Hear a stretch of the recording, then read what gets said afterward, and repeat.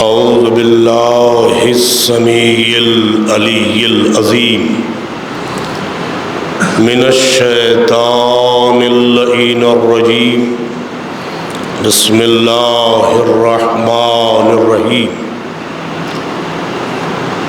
الحمد للہ الذی لا یفرہ المنع والجمود ولا يقضيه الإعطاء والجود إذ كل مؤت منتقص سواه وكل مانع مذموم ما خلا الدافع جيشات الأباطيل والدامغ صولات الأذاليل بالقاسم محمد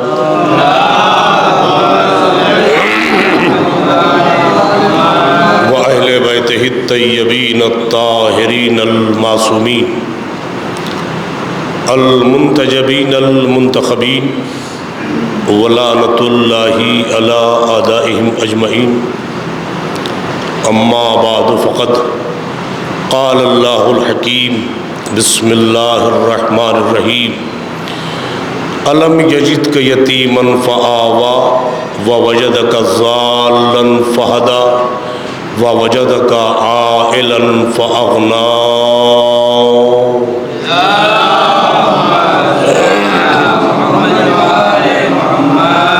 ایک مرتبہ سورہ حمد اور 3 مرتبہ سورۃ الاخلاص کی تلاوت فرما کر مرحوم و مغفور الحاج توقیر حسن کربلائی ابن فریاد حسن کربلائی کی روح کو ہدیہ ثواب. خلاق دو عالم ارشاد قرآن کے مطابق انسانوں کی دستگیری اور ان کی امداد کا تذکرہ فرما رہا ہے. وہ انسان کو جو یتیمی میں داخل ہو چکے ہوں. چنانچہ پارہائے ما سبق کی طرح قرآن مجید نے بعض مقامات پر یتیم کے ساتھ کیا سلوک کیا جائے اس کا درس سمیم دیا گیا ہے.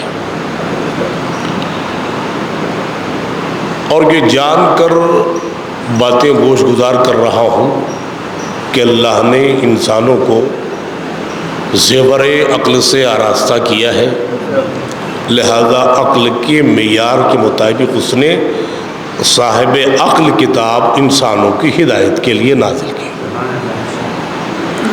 تاکہ زندگی کی جتنے نشو و فراز ہوں ان سب پر انسان غور کرے. اور دین محمدی متقاضی ہے غور و فکر کا. سطحی طور پر کسی بات کو قرآن پسند نہیں کرتا، اس لیے کہ بغیر غور و خوض کے کسی بات پر گفتگو یا حدیث دل کو متاثر نہیں کرتی ہے. لہذا ضروری ہے کہ اس پر غور کیا جائے اور تفحص جستجوی حال کیا جائے. بتائیے قرآن نے جگہ اشارہ کیا کہ اگر یتیم کے سر پر ہاتھ پھیر دیجئے تو جنت واجب ہے. وجہ کیا ہے؟ کیونکہ جو اس کی تربیت کا ستون تھا وہ منہدم ہو گیا ہے، اس لیے ایسا. تو بھائی ہماری آپ کی اوقات کیا ہے؟ ہم ذرا چلتے ہیں جہاں سے ہمارے ہدایات کا سلسلہ شروع ہوتا ہے. جناب ختم مرتبہ احمد مجتبیٰ محمد مصطفیٰ صلی اللہ کی ذات گرامی. دنیا میں شاذ و نادر، کم یاب کچھ ہی ایسے دنیا میں بندے پیدا ہوئے ہیں جو ظاہری طور پر محروم سعادت رہے، محروم سعادت کا مطلب کیا ہے؟ جو شفقت پدری سے محروم رہے. ان میں سب سے کائنات کا عظیم انسان، بڑا انسان، حلیم انسان، زیر لب تبسم انسان، جو لاف و گزاف پر مسکرا کے اس کا جواب بن جائے وہ انسان، جو گالم گلوچ کو سن کر خندہ پیشانی ہو وہ انسان، جس کے دو نازک کاندھوں پر پورا دین اسلام ہو. کو سمجھیے دین اسلام کا مطلب کیا ہوا؟ آدم نے جتنی محنت کی دین الہی کے لیے، نوح نے جتنی مشقتیں اٹھائی، ابراہیم نے، حضرت موسیٰ نے، حضرت عیسیٰ نے، اور انبیاء ما سبق 1,23,999 زندگیوں نے جو اسلام کی خدمات کی، ان سارے خدمات، ایثار، آثار، جافشانیوں کو جمع کر کے اس کا خوبصورت نام اللہ نے دین اسلام رکھ دیا ہے. اسی لیے قرآن نے فرمایا کہ ان الدین عند اللہ الاسلام، اللہ کے نزدیک اگر کوئی دین ہے تو فقط وہ اسلام ہے. تو اسلام کسے کہتے ہیں؟ الاسلام هو التسلیم، التسلیم هو التصدیق، التصدیق هو الیقین. اسلام کیا ہے؟ مولا علی کے جملے ہیں یہ. اسلام کیا ہے؟ سر کو جھکا دینا. کیا شرکسی کا دروازہ بند کر دیا ہے. اسلام نے اپنے لفظ مانوی لفظ سے کیا بات کی؟ سرکشی کا دروازہ بند کر دیا ہے. سامنے سر جھکا دو، دشمن باطل مبہوت ہو کے رہ جائے گا. حالانکہ سر جھکانا تحقیر جانا جاتا ہے، مگر اسلام میں توقیر مانا جاتا ہے. صلوات بھیجیے محمد و آل محمد پر. اور فرمائیے سر خم کرنا مد مقابل کی تعظیم کا آئینہ دار ہوتا ہے. اور یہ خالص جوہر لکھنؤ میں دکھائی دے گا. آپ کسی لکھنوی کو سلام کریں تو جی وہ جواب بعد میں دے گا، سر جھکائے گا پہلے، علیکم السلام، آپ اچھے ہیں ماشاءاللہ. تو سر جھکانا تحقیر نہیں ہے، توقیر ہے. اس لیے کہ آپ کا سر خم کر دینا یہ آپ کے وقار کے معیار کو بتاتا ہے کہ یہ یقیناً بڑا انسان ہے. ورنہ جس میں کمال ہوتے ہوئے سر کو جھکا کے چلے. دیکھیں اصول دین بیان ہو رہا ہے قرآن میں، اور آپ کو بتا دوں پھر میں موضوع سے جڑ جاؤں. اتنے سارے انبیاء دین اسلام کی خدمات کرتے رہے، اور پھر حضرت عیسیٰ کی چرخ چہارم پر ہجرت کر جانے کے بعد اب ایک طویل زمانہ ہے 500 برس کا،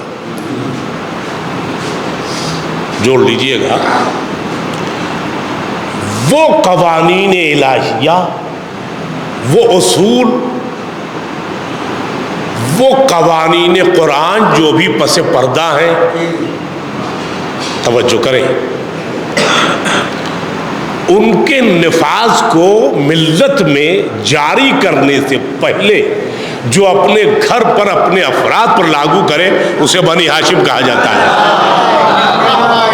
بہت تفصیلی گفتگو ہے لیکن وقت نہیں ہے، مجبوری آپ سے غور کریں.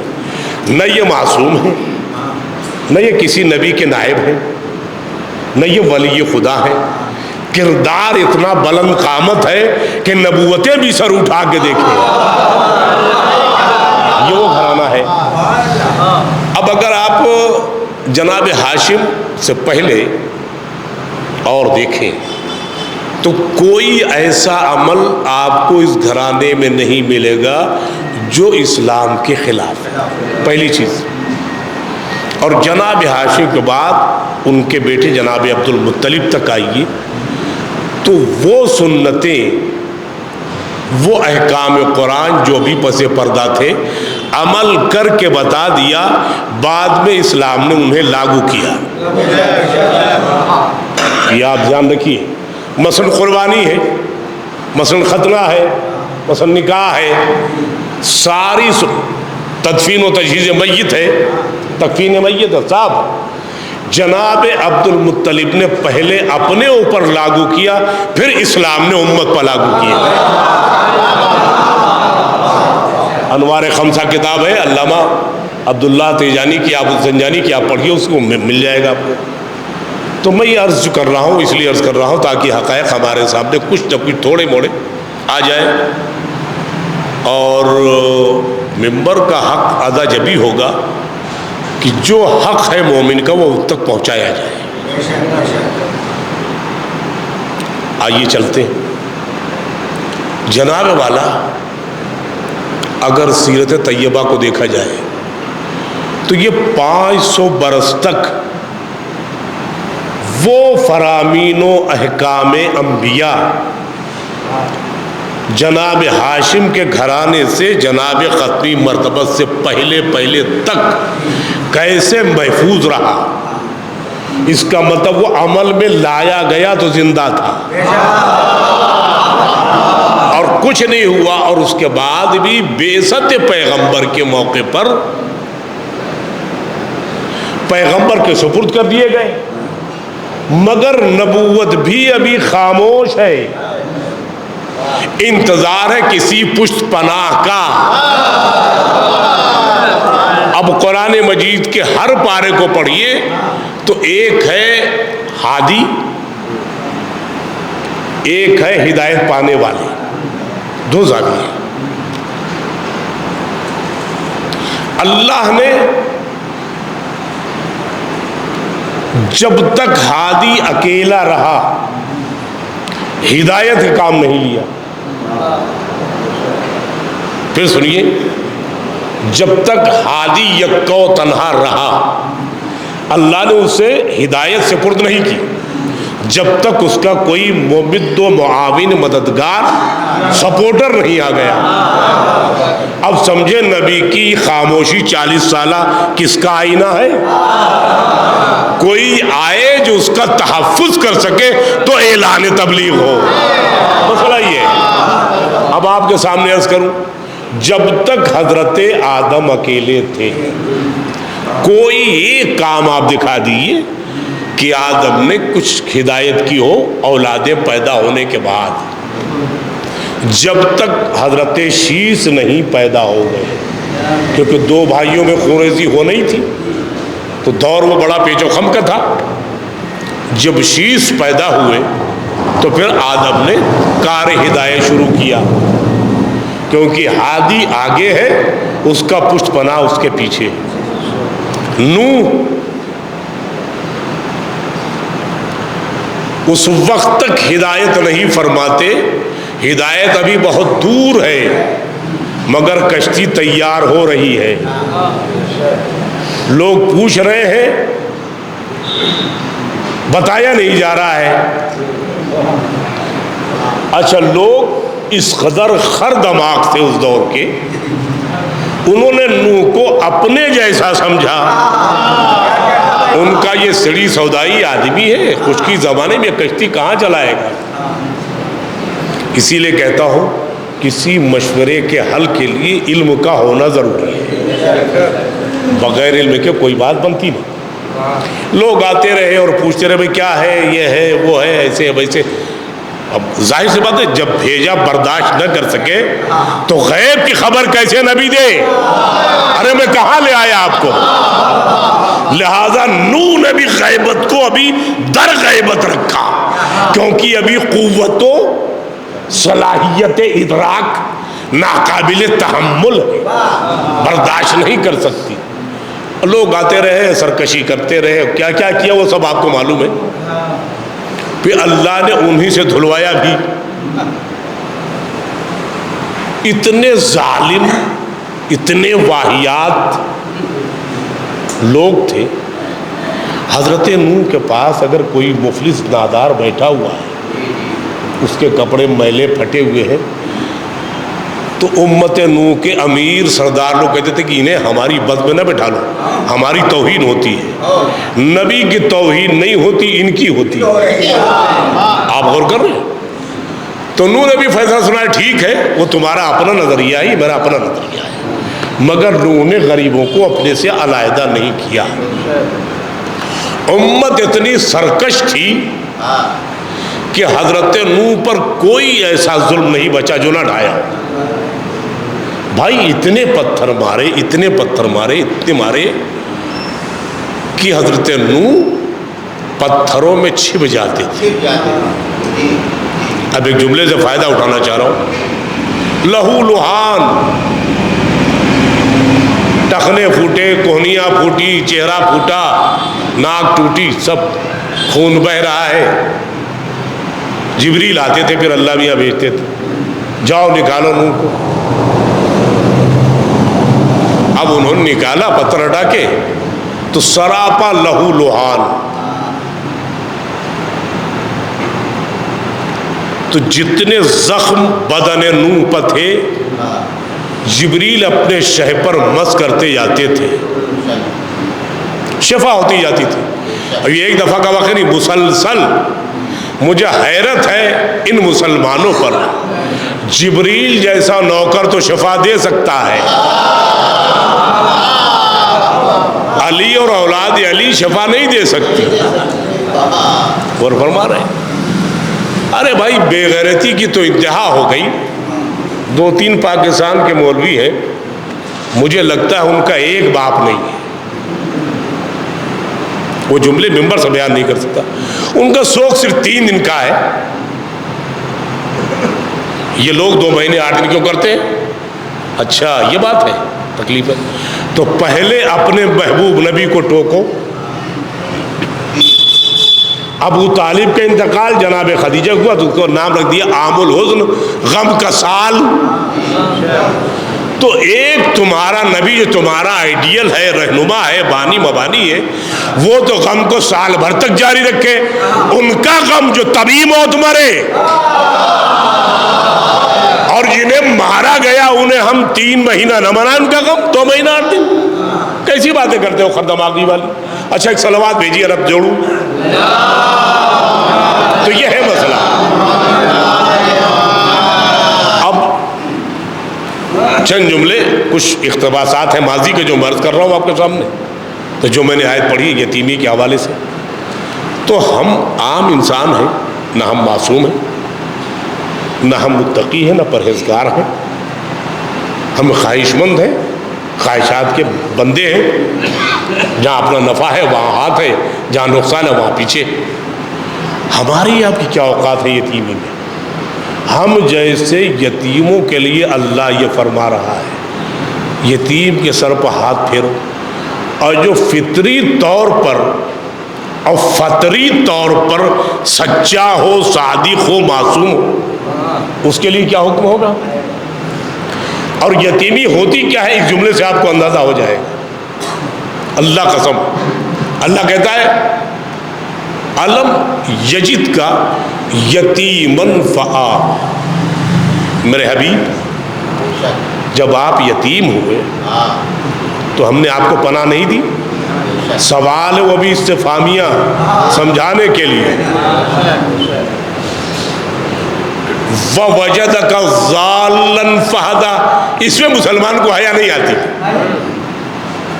وہ یہ لکھتا ہے، ہمارے علماء نے جو ترجمہ کیا میں عرض کر رہا ہوں کہ میرے نبی جب تم اپنے محلے کی گلیوں سے ناآشنا تھے تو میں نے آشنا کرانے والا تمہیں ایک مربی دیا جس کی انگلی پکڑ کے تم چلے۔ اور ضال کے معنی مسلمان گمراہ کرتا ہے۔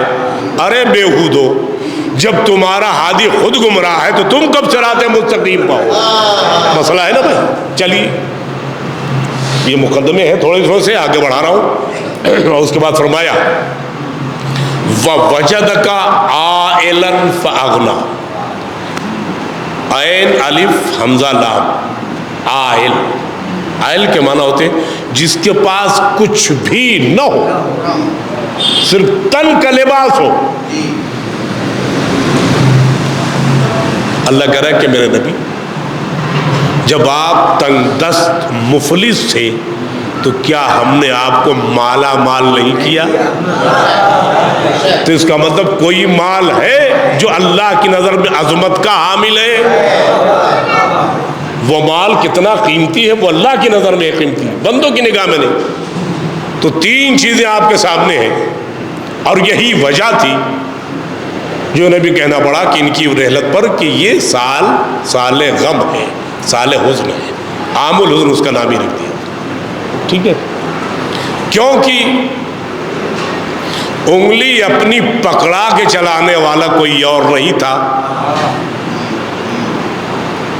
وہ حضرت ابو طالب تھے، جن کے ذریعے اللہ نے مالا مال کیا وہ جناب خدیجہ تھے۔ تو جب دو اسلام کے مضبوط ستون ٹوٹ جائیں تو غم کا سال کہلاتا ہے۔ ارے نہیں توجہ ہے، میں کہا لایا یا سمجھ رہے؟ یعنی سارے سہارے ٹوٹ چکے ہو۔ اب آئیے ہم چلتے ہیں اس طرف، آیت کے ترجمے میں۔ الم یجدک یتیما فآویٰ، میرے حبیب جب ہم نے آپ کو یتیم پایا تو کیا پناہ نہیں دی؟ پناہ دی۔ جسم رکھتا ہے نہیں رکھتا ہے، دکھائی دیتا ہے نہیں دکھائی دیتا، سمجھ میں آتا ہے نہیں سمجھ میں آتا، پھر بھی ہے نہیں۔ توجہ کر رہے میرے جملے پر، اللہ سمجھ میں نہیں آتا مگر ہے، دکھائی نہیں دیتا مگر ہے، مگر پروردگار تو نے جسم کو ہدایت دینی ہے، جسم کو تحفظ عطا کرنا ہے، درکار کوئی جسم ہو تیرا، تیری جانب سے کوئی پیکر ہو جو اس کی جسمانی امداد کر سکے۔ تو سارے مسلمانوں نے کہا کہ ابو طالب نے پناہ دی۔ اچھا یہاں نانی نہیں مرتی؟ کمال کی بات ہے، پناہ ابو طالب دے رہے، اللہ کہہ رہے ہیں میں نے پناہ دی، اور استفہامیہ ہے کہ بتایا تمہارے ذہنوں کا علاج کرنا ہے۔ پناہ ابو طالب دے رہے ہیں مگر میں کہہ رہا ہوں اللہ نے یہ دعویٰ کیوں کیا؟ اس لیے کہ ابو طالب کا ہر عمل ویسا ہو جس پر خدا کو اطمینان ہو جائے۔ صلوات بھیجیے محمد و آل محمد پر۔ تو اتنا اطمینان تھا قدرت کو، فرمایا جب تم یتیم ہوئے تو ہم نے پناہ دی، ضرورتیں ہم نے پوری کی، جن سے مخالف سے کوئی مدد نہیں لی جا سکتی۔ اللہ سے بھی مدد ملے گی مگر جیسی جنس ہوگی ویسی مدد، سمجھ لیجیے آپ اس بات سے نشین کیجیے۔ اللہ بھی بلا فصل مدد نہیں کرتا، کچھ اس کے نمائندے ہیں جن کے ذریعے سے وہ امداد پہنچاتا ہے، ورنہ اگر وہ آ جائے تو وہ نہیں، وہ آ جائے تو پھر وہ نہیں، یہ چلا جائے تو پھر یہ نہیں۔ اب دونوں نزاکت کے رشتوں میں اللہ نے کیا کرنا تھا؟ کوئی ایک معصوم ہستی کا انتخاب کرنا تھا کہ جس کا رابطہ ادھر بھی ہو ادھر بھی ہو، لہذا وہ کام ہوتا رہے۔ ایک صلوات بھیجیے محمد والے محمد۔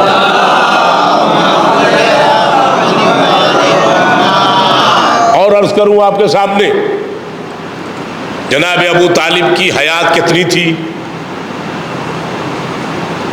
جو روایتیں تاریخیں بتاتی 80 سے 85 برس کی عمر تھی۔ جو بڑھاپے میں نبی کی مدد سے گریز نہ رکھتا، 85 برس تک جو نبی کی مدد کرتا رہا، کب تک؟ 8 برس کی عمر سے لے کر 55 برس تک جو نبی کا مددگار رہا ہو، 55 برس معمولی زندگی نہیں ہوتی۔ پھر کتنا بچا؟ 55 5 60 اور 3 8 برس، 8 برس سے شروع کیا، 8 برس پہلے تمام کر دی۔ آپ دیکھ رہے زمانہ کتنا طویل ہے۔ اب یتیمی پیغمبر کو سمجھو کیا ہے؟ کون ہے جس نے یتیمی کا احساس نہیں ہونے دیا؟ اچھا لوگ بیان کرتے ہیں، عجیب بات ہے، ہمارے مولوی بیان کرتے ہیں اللہ نے اس لیے حضور کے والد کو پہلے اٹھا لیا کہ انہیں باپ کی اطاعت کرنا پڑتی. یہ جواز ہے، ہمارے یہاں پڑھا جاتا ہے. یہ ٹھیک ہے. اللہ نے اس لیے نبی کو یتیم بنا دیا تاکہ انہیں اپنے والد کی اطاعت نہ کرنا پڑے. تو پھر قرآن سے پوچھو وَقَضَىٰ رَبُّكَ أَلَّا تَعْبُدُوا إِلَّا إِيَّاهُ وَبِالْوَالِدَيْنِ إِحْسَانًا کا آیت کیوں آئی ہے؟ کیا یہ غیر معصوم کے لیے آئی ہے کہ سب اس میں شامل ہے؟ تو آپ اپنی جہالت کا علاج کریں. چلو ٹھیک ہے کہ عبداللہ کی اطاعت ایک نبی ہو کے کرنا پڑتی، تو بتاؤ آدھی زندگی تو چچا کی اطاعت میں گزاری. کون سے معصوم تھے؟ جناب ابو طالب کی اطاعت کی کہ نہیں کی میرے نبی نے؟ ساری تاریخ اٹھا کے دیکھ لو، ملا لینا. تو باپ کو اللہ نے اس لیے اٹھایا تاکہ نبی اس کا مطیع نہ ہو. اور چچا کون سا معصوم تھا جو نبی اطاعت کرتا رہا؟ اس کا مطلب آپ کی بات باطل ہے. وزن سمجھیے، وزن. اللہ کو اس لیے محمد کو یتیم پیدا کرنا تھا، جتنا بڑا اسلام کا بوجھ تھا اس سے زیادہ وزن یتیمی تھی. نہیں توجہ کر رہے آپ توجہ نہیں کر رہے. میں جو میں کہاں لے آیا ہوں، خدا کی قسم وزن یتیمی زیادہ تھا تاکہ تمہیں میں بتاؤں کہ میرا منتخب کردہ ہوا اس وزن کو کیسے اٹھاتا ہے. اور اللہ گواہ 1,24,000 انبیاء نے، میرے نبی نے 10 برس جو مدینے میں گزارے سارے احکام کے ساتھ. بیت الخلاء میں جانا چاہیے تو کون سا قدم پہلے ہو، کون سا بعد میں نکلے، زاربن کیسے باندھا جائے، آپ 10 کیسے، یہاں تک بتا دیا. سارے انبیاء کی زندگیاں ایک طرف، میرے نبی کے 10 برس سب پر بھاری ہے. غور کر رہے ہو میں کہاں لا رہا ہوں؟ ایک صلوات بھیجیے محمد والے محمد. سمیٹ دے رہا ہوں، بات کی بات طویل ہو جائے گا. اور مورا یہ سب منازل ہے. 10 برس سے جتنے پیغامات تھے میرے نبی نے سب پہنچا دیے تاکہ امت کسی ایک کے قانون کے لیے کسی اور کی محتاج نہ ہو. اور اگر نبی نے نہ پہنچایا ہوتا تو قرآن کبھی گلے پھاڑ کے نہ کہتا فَإِذَا فَرَغْتَ فَانْصَبْ. میرے نبی آپ فارغ ہو جائے تو اپنا نائب مقرر کر دیں. ایک صلوات بھیجیے محمد والے محمد. اب آپ نے غور فرمایا یہ وہ مقام ہے جو پیدائشی عالم پہلے پیدائش بعد میں. سورہ رحمان گواہ ہے الرحمن علم القرآن خلق الانسان. پہلے عالم بنایا پھر مخلوق بنایا، ظاہر کیا. ٹھیک ہے. اور صاحب لولا لما خلقت الافلاق، یہ نہ ہوتا تو کچھ نہ ہوتا. آپ مرتبہ تو نبی کا دیکھیں کیا ہے، یعنی بدون محمد نہ حیات کچھ ہے نہ توحید کچھ ہے. محمد آئیں گے تو بتائیں گے خدا کیا ہے. سمجھیے اس بات کو. اب ایسے کی تربیت اور تحفظ کون کرے جو اس کے معیار کا ہو. اب عرض کروں جناب ابو طالب کیا ہے. توجہ کرو، میں 4 جملے بولوں گا اس کے بعد مسائل پڑھوں گا انشاءاللہ. مگر آپ دیکھیے ابو طالب کسے کہتے ہیں؟ جس کے دنیا چھوڑ جانے پر محمد کو مکہ چھوڑنا پڑ جائے اس صاحبان کو ابو طالب کہتے ہیں.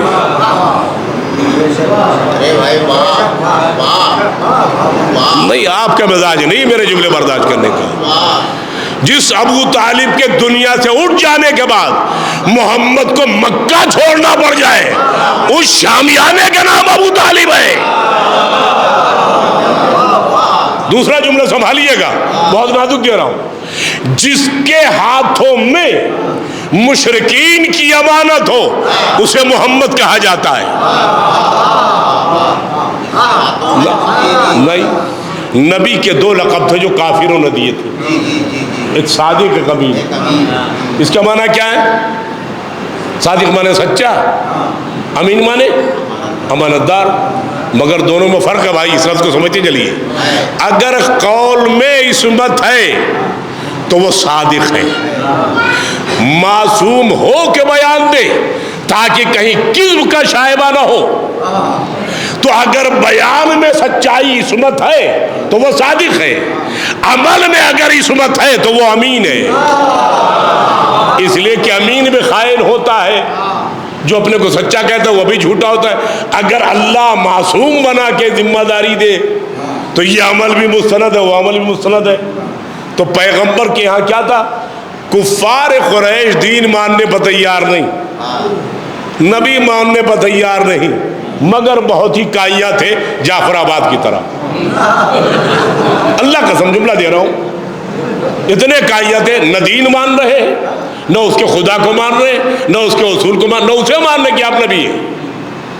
اپنی امانتیں لا کے رکھتے جا رہے ہیں، وہ اتنے دینار، وہ اتنے درہم، یہ کاغذ، وہ پراپرٹی کاغذ لا کے رکھے جا رہے ہیں. کیوں بھائی؟ نہ دین مان رہے ہو، نہ اس کے احکام مان رہے ہو. اتنا یقین کیسے کہ جو دیں گے واپس ہوگا؟ بھائی آپ غور کیجئے میں کہاں لایا ہوں. سارے مکے کے کفار آنکھیں بند کر کے ساری امانت میرے نبی کے پاس رکھتے جا رہے تھے. کیوں؟ کتنا یقین کامل تھا، جو دیا ہے وہی آئے گا، چاہے رنگ بدل جائے کپڑے کا، مگر امانت میں فرق نہیں ہوگا. تو اب جملہ اس لیے میں نے بنایا ہے، جن کے ہاتھوں میں مشرکین کی امانت ہو اسے محمد کہا جاتا ہے، اور خدا خود محمد جیسی امانت جس کے ہاتھوں میں عطا کرے اسے ابو طالب کہا جاتا ہے. صلوات بھیجئے محمد و آل محمد.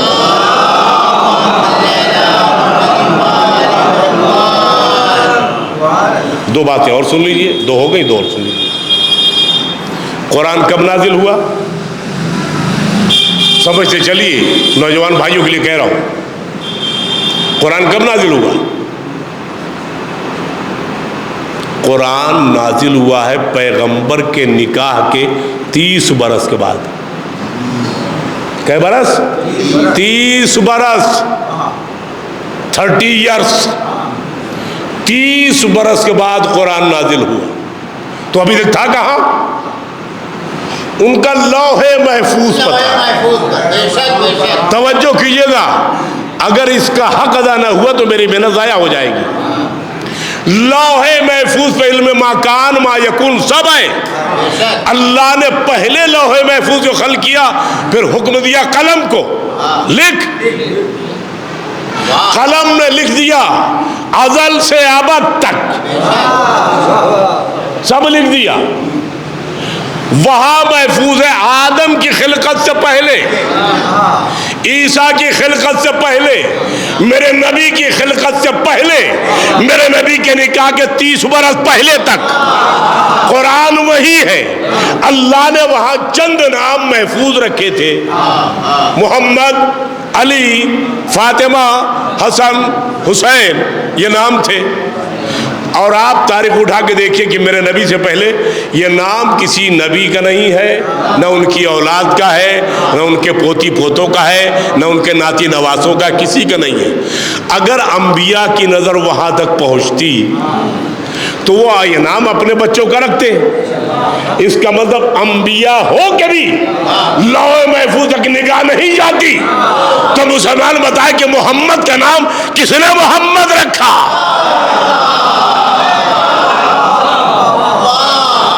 متفق علیہ تاریخ سے تفاصیل سے پیش کر رہا ہوں. آخر قرآن نے تو بتایا، حضرت عیسیٰ نے بشارت دی کہ میرے بعد ایک نبی آئے گا اسمہ احمد، جس کا نام احمد ہوگا، اور یہاں نام محمد ہے. نام محمد کس نے رکھا؟ تو اب کیا کرے بیچارے؟ کہتے نہیں ابو طالب نے رکھا. چلو ٹھیک ہے، اچھی بات رکھا. تو میں اب کیسے ابو طالب کا معیار بتاؤں؟ جس لوح محفوظ کو انبیاء کی نگاہ نہ دیکھ پائے، اس طویل دوربین کو چیر کر جو نام محمد کو اٹھا لائے اسے ابو طالب کہا جاتا ہے. صلوات بھیجئے محمد و آل محمد. لا کے رکھا. بس اس سے زیادہ گنجائش آج نہیں ہے، بہت وقت ہو گیا. تو آپ غور فرما رہے ہیں. اب دو باتیں اور کہتا ہوں.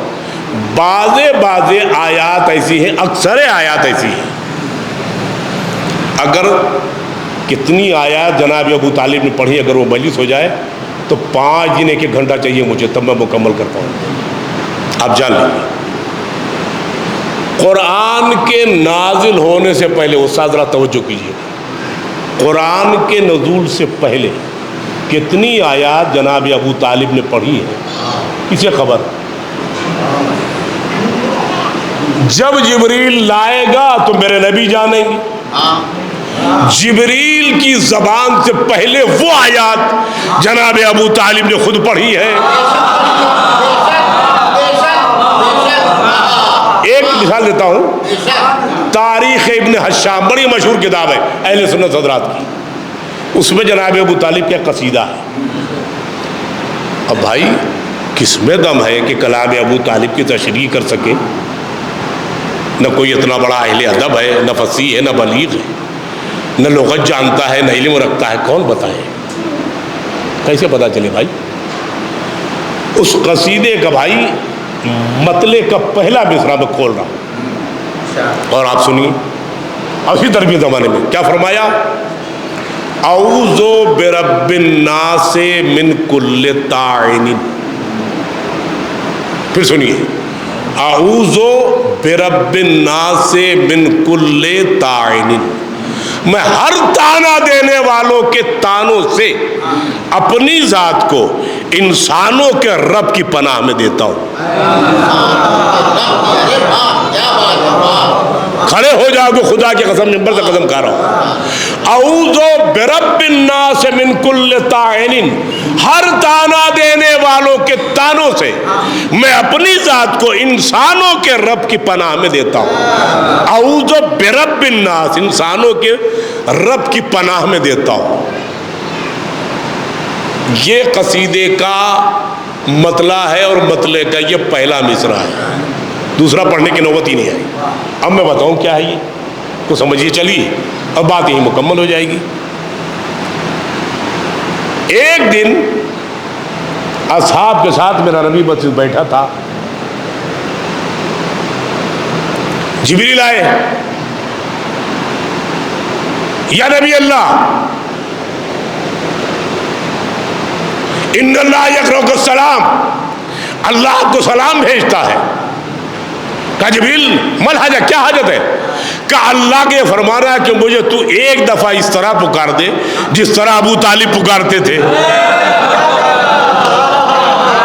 پھر جملہ سنیے گا، بھری ہے مسجد صاحب میں، اے محمد مجھے اس طرح پکار، پکار، آواز دے، امر ہے، حکم ہے۔ لفظ کیا بنتا ہے عربی میں؟ قل، مجھے اس طرح پکار جس طرح تیرا چچا پکارتا تھا۔ سمجھ آیا؟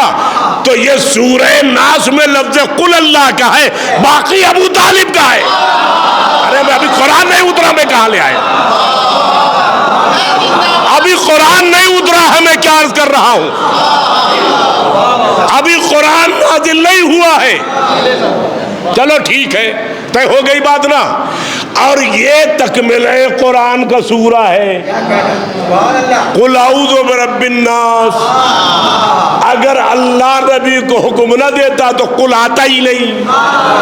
وہ چاہ رہا تھا محمد بھی ویسے ہی پکارے جس طرح ان کا چچا مجھے پکارتا تھا، اعوذ برب الناس من کل طاعن، ہر تانا دینے والوں سے میں اپنی ذات کو انسانوں کے رب کی پناہ میں دیتا ہوں۔ چلو ٹھیک ہے، خطبہ نکاح کس نے پڑھا؟ بڑے بڑے ملا تیار ہو کے گئے تھے کہ ہمارا بغیر کہے کیسے پڑھو گے بھائی؟ سب گئے جناب خدیجہ کی دیوڑی پر، بڑے بڑے بقرات، فصیحان عصر، فصیحان عصر لوگ گئے بھائی۔ آج تو ہم سے نکاح پڑھایا جائے گا، انہیں خبر ہی نہیں تھی کہ اللہ کا کوئی وکیل اور ہے۔ خدا کی قسم نبی نے خطبہ نکاح کے لیے چچا سے نہیں کہا، اللہ نے اپنی طرف سے وکیل محمد ابو طالب کو رکھا تھا۔ 7 کتابوں کا حوالہ دوں گا انشاءاللہ، وقت پڑے گا تو سمجھیے آپ۔ اب جو بیٹھے تو ظاہر ہے وہی ہے چچا، بسم اللہ۔ چچا نے کیا پڑھا؟ پہلی خطا تو ابو طالب نے یہ کی. قرآن نازل ہونے سے پہلے کیا فرمایا؟ بسم اللہ الرحمن الرحیم. نکاح آج پڑھے 30 سال بعد قرآن اترے گا. کیا فرمایا؟ بسم اللہ الرحمن الرحیم. پھر فرماتے ہیں الحمدللہ رب العالمین. اب مجھے خود بتاؤ قرآن کتنا ہے؟ آغاز بھی قرآن کا الحمد سے، انجام بھی سورہ ناس پر ہوا. تو اب یہ چیلنج کر رہا ہوں مسلمانوں، تمہاری کتابوں کا حوالہ ہے، اگر تم نے بغض ابو طالب میں قرآن پڑھا تو قرآن پڑھنا حرام ہے. تو جو قرآن کا پتہ جناب ابو طالب نے دیا ہے. صلوات بھیجیے محمد و آل محمد پر. یہ ہے کہانی. اور بھی تفصیل بہت وقت لگ جائے گا تفصیلی میں اپنی بات ہی مکمل کرتا ہوں. مگر ایک چیز میں نے دیکھا، آخر کیا پرخاش تھی کہ مسلمان جناب ابو طالب کے پیچھے پڑا کافر ہے کافر ہے کافر ہے. ابے کافر کے معنی جانتے ہو؟ کافر ہے اس میں فاعل، کافر کے معنی انکار کرنے والا. اب وہ کس کا منکر ہے خود ڈھونڈ لو. بھائی مکے میں 360 گھرانے تھے بنی ہاشم کے ساتھ، اس میں سب 360 تھے. 359 کا بت ہے، 359 کے بت ہے. بنی ہاشم کی کوئی بت ہی نہیں ہے. تو یہ بتاؤ یہ منکر کس کا ہے؟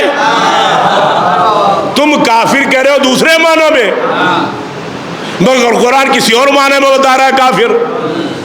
تم کہہ رہے ہو ایمان نہیں لائے. رکے رہو، چلو میں بتاتا ہوں.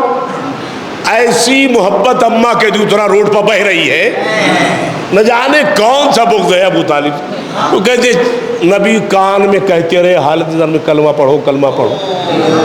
بے عجب ہے، کمال ہے. کہاں؟ آخری وقت میں جب مرنے والے کا آخری وقت گھر ان کے پاس کون ہوتا مرنے والا؟ سارے گھر کے خواتین ہوتے ہیں، مرد ہوتی ہیں، اور کون ہوتا؟ مرد اور خواتین سب ہوتے ہیں.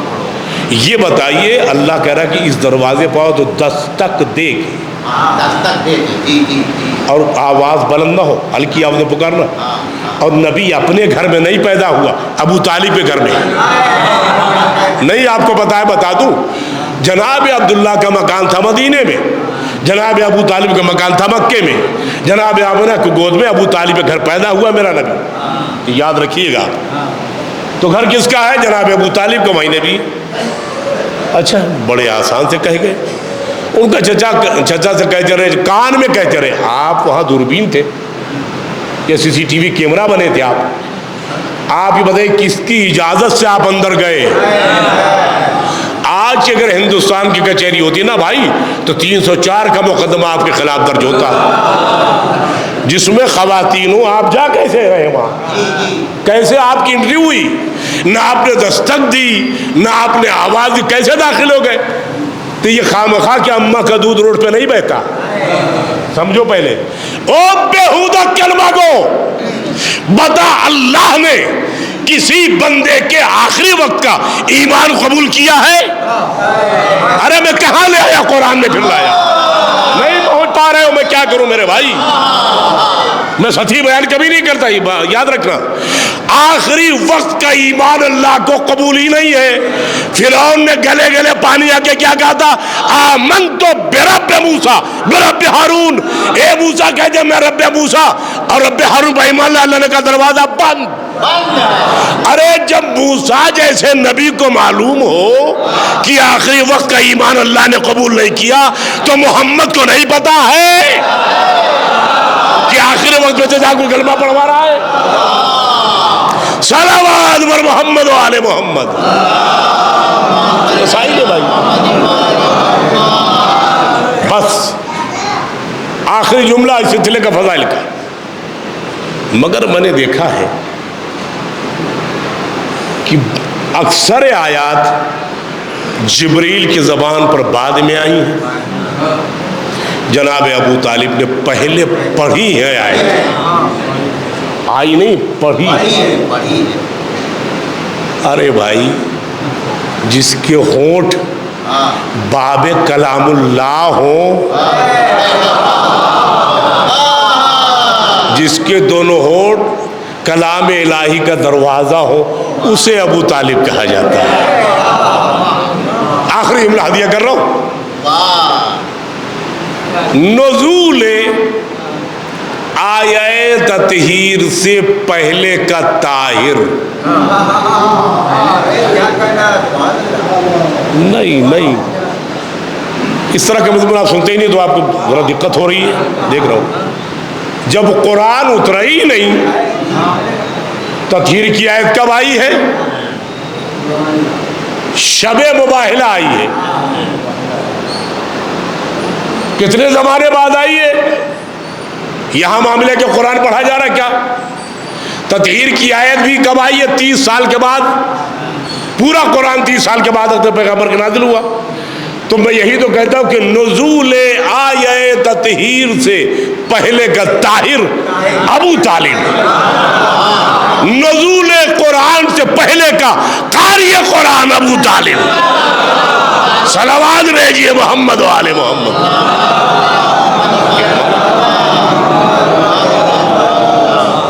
میں نے ایک بات چھوڑ دی تھی، مکمل کر دوں، بات مکمل ہو جائے. میں نے کہا تھا اللہ جب ہادی یک و تنہا ہدایت کے کام نہیں لیتا. ابراہیم کا دور آیا، اسماعیل ساتھ رہے تو کار تبلیغ آگے بڑھا.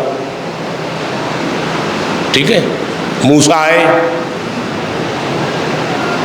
موسیٰ کے ساتھ جناب شعیب لگے تو کار تبلیغ آگے بڑھا. اب آتے ہیں حضرت عیسیٰ. حضرت عیسیٰ اکیلے چرخ چاروں کو اٹھا لیا. کوئی ایک تبلیغ دکھا دو مجھے حضرت عیسیٰ کی تو میں جانوں قرآن کی روشنی. مگر جب ہادی یکو تنہا ہوتا ہے تو اللہ ہدایت کام نہیں لیتے. رسول اللہ آئے 40 سال خاموش کیوں رہے؟ مددگار آ جائے. علی آئے تو کار تبلیغ شروع ہوا، قولوا لا الہ الا اللہ تفلحوا. مولا علی کے دور آیا، امام حسن ہوئے تب کار تبلیغ آگے بڑھا. امام حسین آئے تو امام حسن نے کار تبلیغ آگے بڑھایا.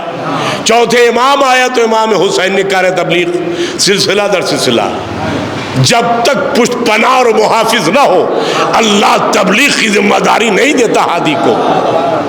10ویں امام آئے، جب 11واں محافظ آیا تو چلی تبلیغ.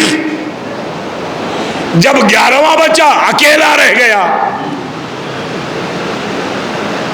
ٹھیک ہے، پھر آیا زمانے کے ساتھ حضرت حجت کا دور. امام حسن نے تبلیغ فرمائی، اب حضرت حجت ہوئے اکیلے. 2 ہی منصب ہدایت کے اللہ نے بنائے، ایک بنائی نبوت، ایک بنائی امامت. اب روک کے رکھا. عیسیٰ بھی زندہ ہیں، سارے مسلمان مانتے ہیں. جب وہ تنہا تھے تو چرخ چہارم پر رکھا. امام بھی تنہا ہے تو پردہ غیب میں رکھا. ایک بات کہہ رہا ہوں، جملہ سنبھال لیجئے گا خدا کی بات سے. اب دونوں کو اللہ اس دن اکٹھا کرے گا کہ جب امام امامت کرے گا ماموم عیسیٰ ہوگا. مگر میں یہی سوال کرتا ہوں، ملا یہ پوچھتا ہے آخر اتنی طویل عمر کیسے ملی؟ تجھے شرم نہیں آتی؟ عیسیٰ زندہ رہے تجھے حیرت نہیں ہے؟ الیاس زندہ رہے تجھے حیرت نہیں ہے؟ خضر زندہ رہے تجھے حیرت نہیں؟ معلوم ہے جلل کیوں ہے؟ کیونکہ ابو طالب کا بیٹا ہے. اس لیے قیل و قال ہے، شین قاف ہے. یہ قیل و قال شین و قاف کیوں ہے؟ ابو طالب کا بیٹا ہے لہذا کیسے زندہ ہے؟ ارے جب عیسیٰ زندہ ہے تو سوچ لو کسی دن کیا ہوگی. مگر دنیا مسلمان، جعفر جوہری آخری جملہ کہہ رہا ہے، خدا کی قسم عیسیٰ بھی انبیاء کی طرح اور مر چکے ہوتے مگر حجت کو آنا تھا. حجت کے طفیل میں لمبی عمر پا.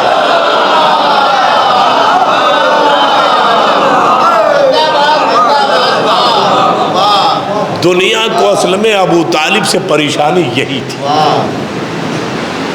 جس کو دیکھو وہ ابو طالب ہے. اتنا نبی کو مضبوط کر دیا تھا پال کے ابو طالب نے. معمولی کام نہیں ہے بھائی صاحب. کوڑے برداشت کرنا ہو، تانے برداشت کرنا ہو، طنز برداشت کرنا، مقتول نسل کا جملہ برداشت کرنا. ابو طالب نے اتنا سیقل کر دیا تھا کہ میرا نبی اتنا مضبوط ہو گیا تھا، کچھ بھی ہو کوئی فرق نہیں پڑتا۔ پھر مولا علی کے زمانہ آپ دیکھیں کیا مضبوطی ہے۔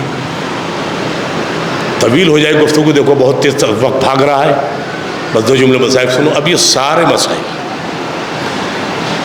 اب مولا علی اپنے زمانے کے ابو طالب، امام حسن اپنے زمانے کے ابو طالب، امام حسین اپنے دور میں ابو طالب، امام سجاد اپنے دور میں ابو طالب، سلسلہ ہے ابو طالب کی غیبت کا سلسلہ ہے، اور آج تک قائم ہے۔ جتنے دشمن تھے ابو طالب کے، نہ ان کا کوئی بیٹا نامور پیدا ہوا، نہ خود نامور پیدا ہوا۔ ارے مرے کہاں یہی پتہ نہیں، گڑے کہاں یہی پتہ نہیں، مگر ابو طالب ماضی میں بھی زندہ تھا، حال میں بھی زندہ ہے، مستقبل میں بھی زندہ ہے۔ جب تک حضرت حجت ہے ابو طالب کی شکل وہی رہے گی۔ مگر کل جس مظلوم کی شہادت کی تاریخ گزری، بھائی وقت نہیں تھا، مجبوری ہے، مصائب چند جملے سن۔ خدا کی قسم،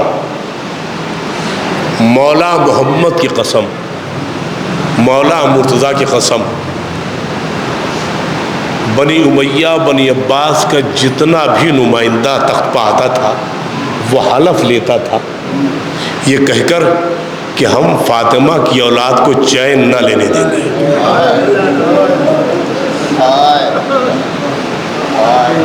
پوری تاریخ آپ پڑھ جائیے، آپ کو ملے گا۔ بڑا مظلوم امام ہے، خدا کی قسم۔ 4000 طلبہ جس کے شاگرد ہو، نامی گرامی، میں جملہ معرفت کہتا ہوں، انشاءاللہ آنکھیں نم ہو جائیں گی، مجھے پتا ہے میں کہاں لا جاؤں۔ آپ ذرا اس منظر کو دیکھیے، جتنی مسلمانوں کے فقہ سب شاگرد امام جعفر کے، مگر دکھ اسی بات کا ہے جن کو امام نے پڑھایا تھا وہی مارنے آئے۔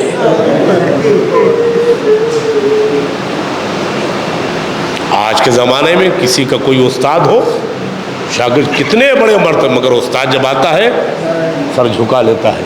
مگر امام جعفر صادق کی غربت یہی ہے کہ آپ کو شاگردوں نے مارا ہے۔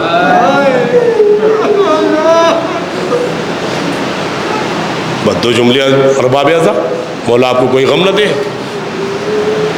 اور میری مجبوری ہے کہ میں نے ذکر کیوں نہیں چھوڑا، کیونکہ لوگ شروع میں کم ہوتے ہیں تو بات ادھوری ہوتی ہے، کچھ کان میں پہنچتی کچھ نہیں پہنچتی۔ معاملہ یہ ہے میرے بھائی، آپ دیکھیں 2 گھر ایسے ہیں جن کو جلایا گیا۔ روز آپ سنتے ہو، مصاحب دیکھتا ہوں میرا جملہ کہاں تک پہنچتا ہے۔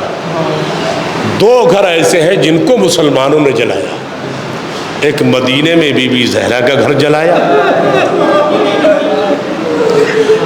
اور امام موسی کاظم کا گھر جلایا گیا۔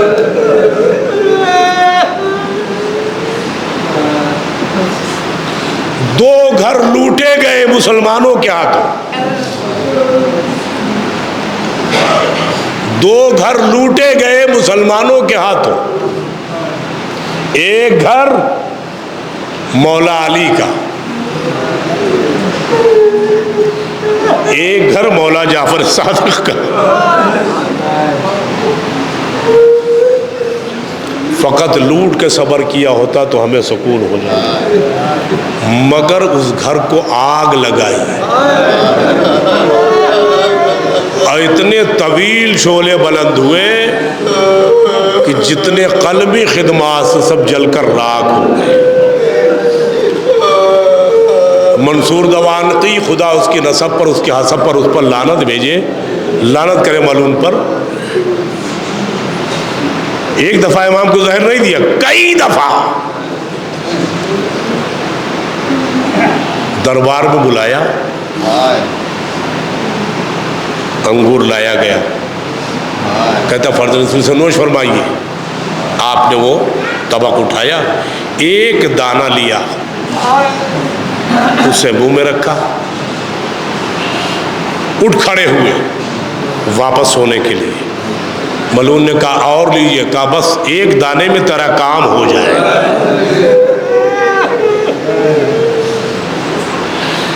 ایک دانے انگور میں کتنا زہر پنہا تھا. امام مچھلی کی طرح رات دن تڑپتے رہے، پورا بدن سبز ہو گیا تھا. اب ایک غربت اور بتاتا ہوں. 2 جنازے ایسے ہیں جن پر پتھر برسائے گئے.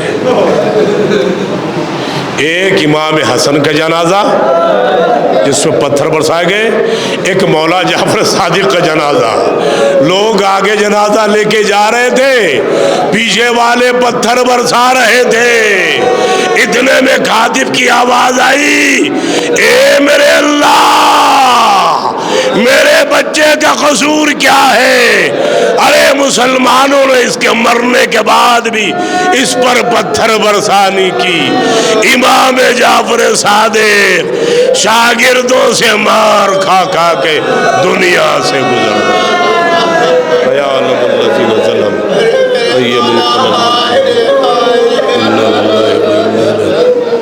رضا بقضائه ربنا تقبل منا انك انت السميع العليم. ایک مرتبہ سورہ حمد، 3 مرتبہ سورہ اخلاص تلاوت فرما کر مرحوم الحاج توقیر حسن کربلائی ابن فریاد حسن کربلائی کو ہدیہ